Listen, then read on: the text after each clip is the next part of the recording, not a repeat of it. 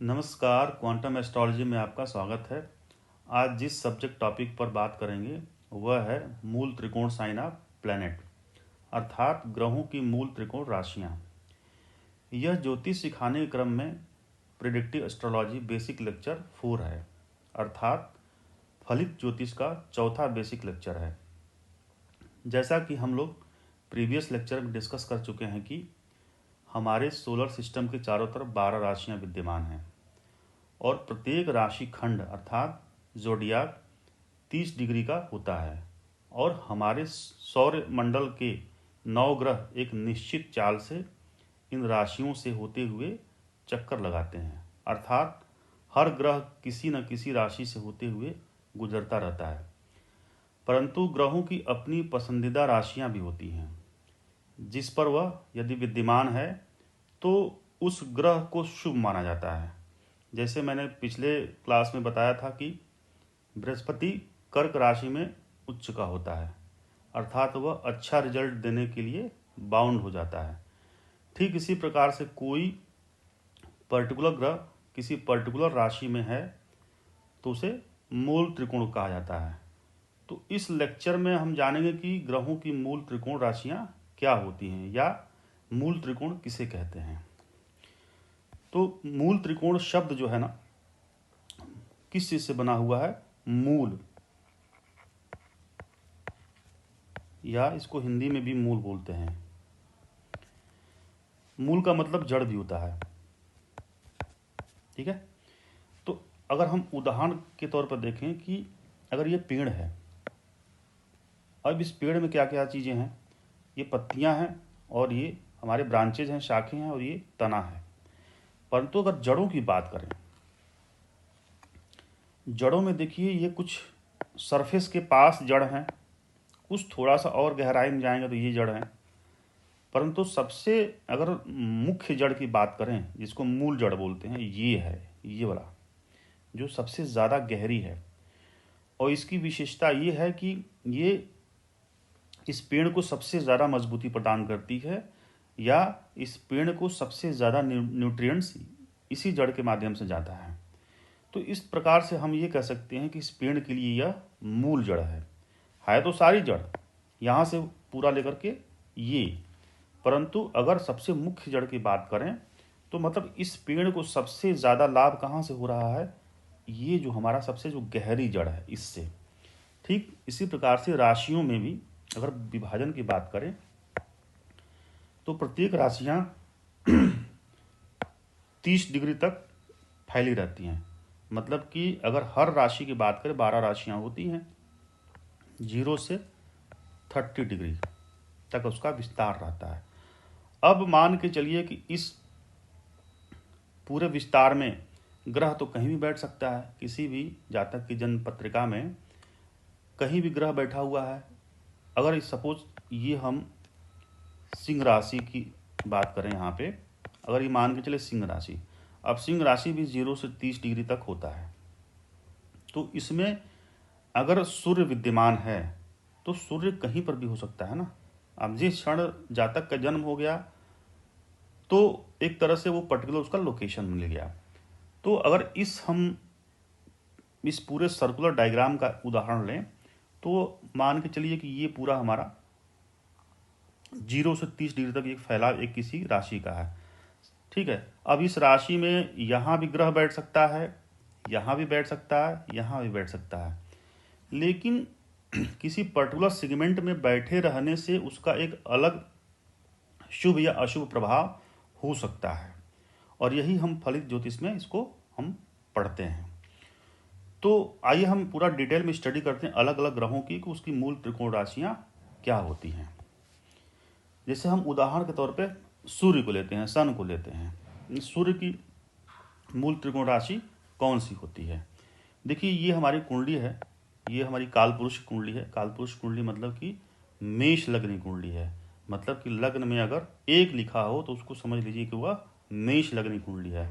और मेष लग्न कुंडली को ही हम कालपुरुष कुंडली बोलते हैं। कालपुरुष की कुंडली का क्या तात्पर्य है, इसके लिए हम एक अलग से वीडियो बना देंगे, पूरा डिटेल में समझा देंगे। फिलहाल में इसको समझिए कि ये कालपुरुष की कुंडली है। ओके, अब इस मेष लग्न कुंडली में जो 5वां भाव है ये, और यहाँ 5 नंबर भी लिखा हुआ है, तो 5वां भाव में 5 नंबर लिखा मतलब ये सिंह राशि हुई, और सिंह राशि का स्वामी होता है सूर्य होता है।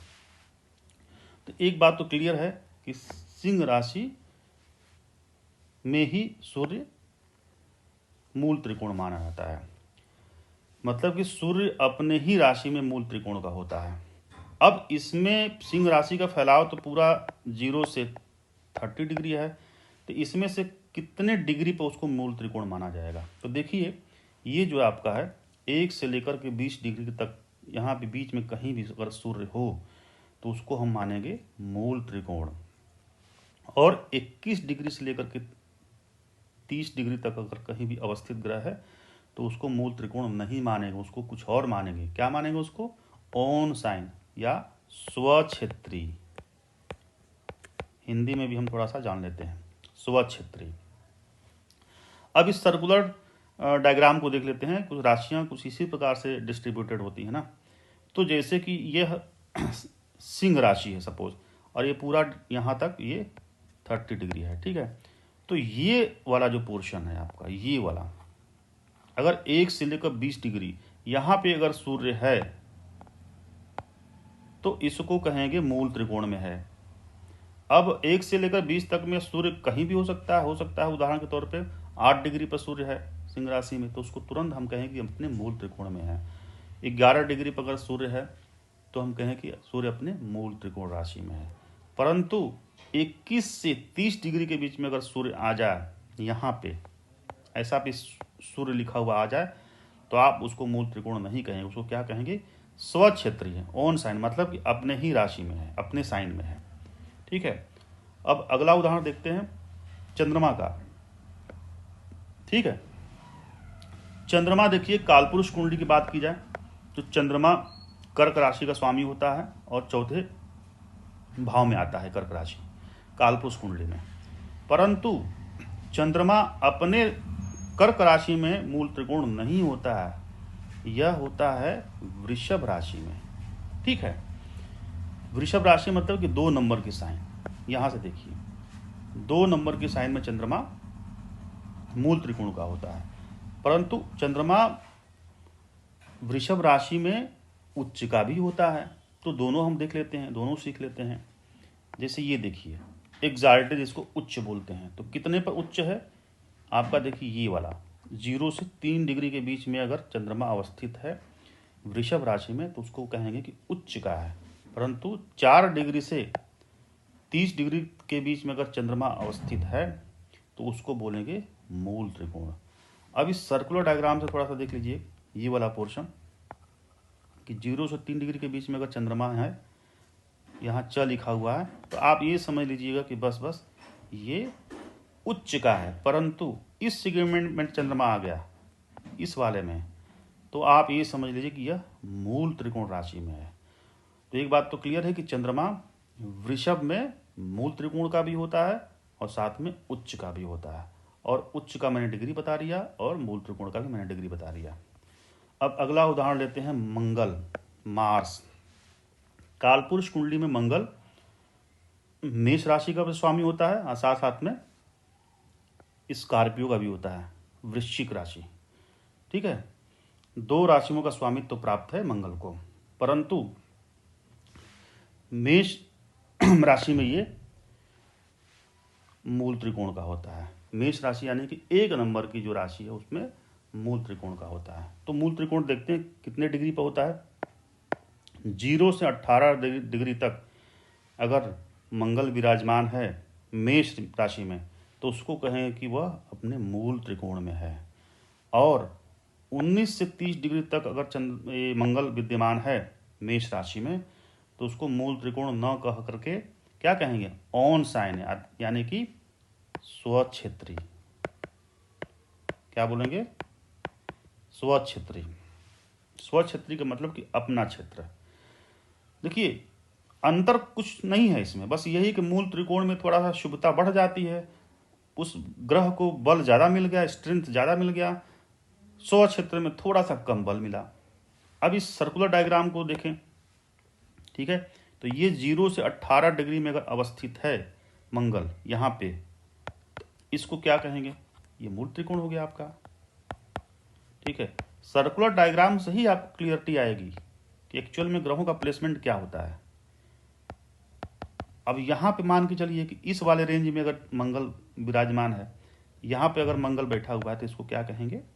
ऑन साइन, यानी कि स्वक्षेत्रीय। ठीक है, इसी क्रम में अगला उदाहरण बुध का लेते हैं। ठीक है, देखिए बुध के साथ थोड़ा सा यहाँ पे अलग इशू है। अब कालपुरुष कुंडली में देखा जाए बुध किन किन राशियों का स्वामी है, तो कालपुरुष में मिथुन, ये 3 नंबर जो साइन है यहाँ पे, और ये 6 नंबर कन्या। मिथुन और कन्या का स्वामी बुध होता है, परंतु यह कन्या में मूल त्रिकोण होता है। और कन्या में सिर्फ मूल त्रिकोण ही नहीं होता है, कन्या में उच्च का भी होता है। देखिए उच्च का भी है, और उच्च कितने में? 0 से 15 डिग्री के बीच में अगर है कन्या राशि में तो उसको कहेंगे उच्च का। और 16 से 20 डिग्री तक है तो उसको कहेंगे मूल त्रिकोण। मतलब कि अगर कन्या राशि में बुध विराजमान है परंतु वह 16 से 20 डिग्री तक है, 16 से 20 डिग्री के बीच में हो सकता है कि फॉर एग्जांपल 17 डिग्री पे भी हो सकता है, 19 डिग्री पे भी हो सकता है, तो उसको हम कहें कि वह मूल त्रिकोण है। परंतु अगर 0 से 15 डिग्री के बीच में अवस्थित है तो उसको हम कहें कि वह उच्च का है।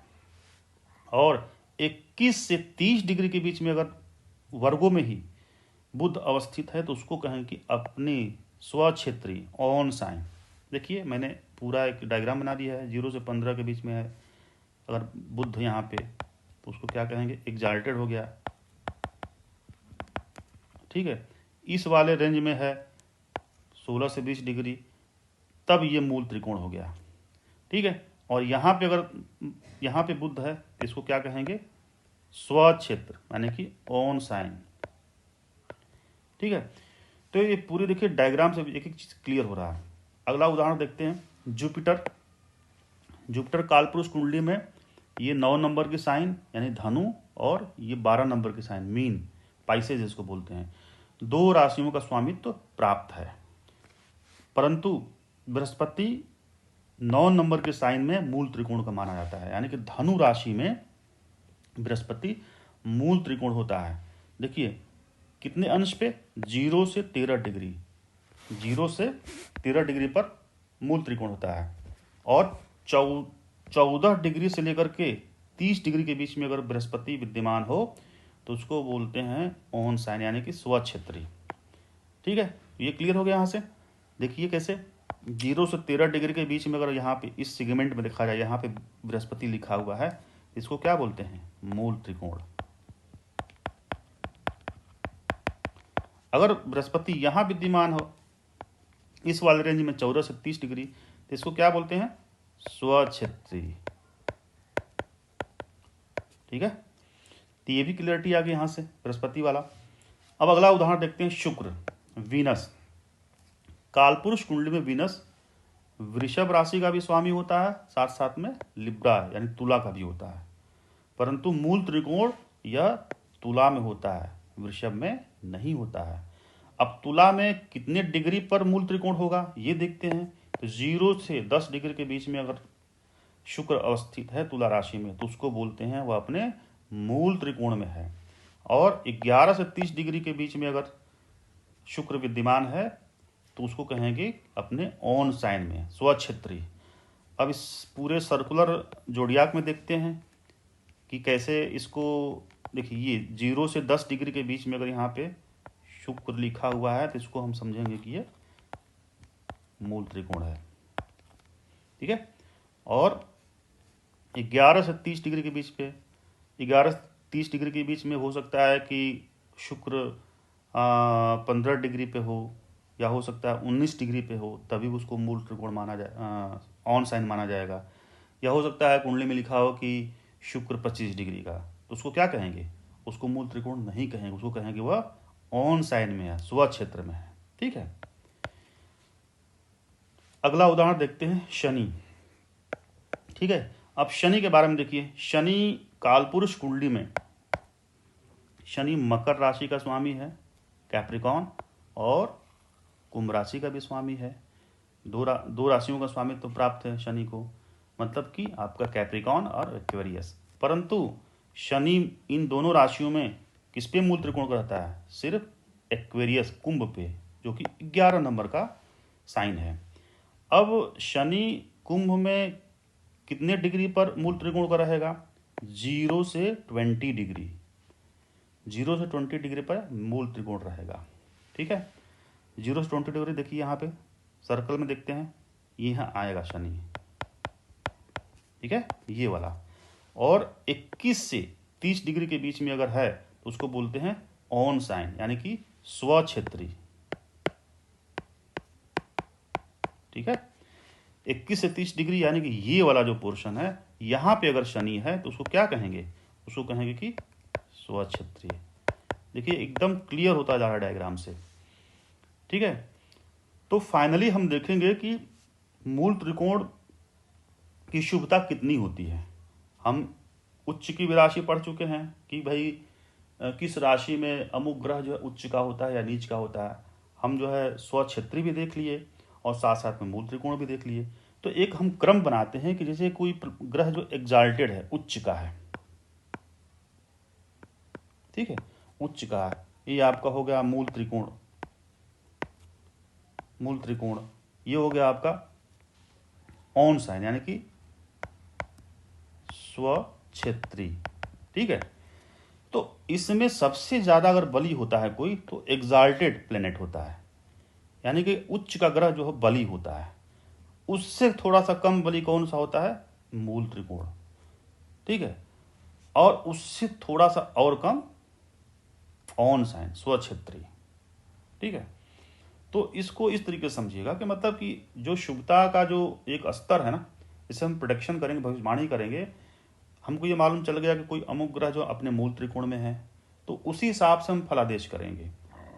या कोई ग्रह जो हम ये देखेंगे कि उच्च का है डिग्री वाइज, तो उसकी थोड़ी सी शुभता और बढ़ गई और फलादेश में उसका हमें ध्यान रखना पड़ता है। ओके, तो आज का वीडियो अच्छा लगा होगा तो प्लीज़ इस चैनल को सब्सक्राइब और वीडियो को लाइक कमेंट ज़रूर करें। Thank you.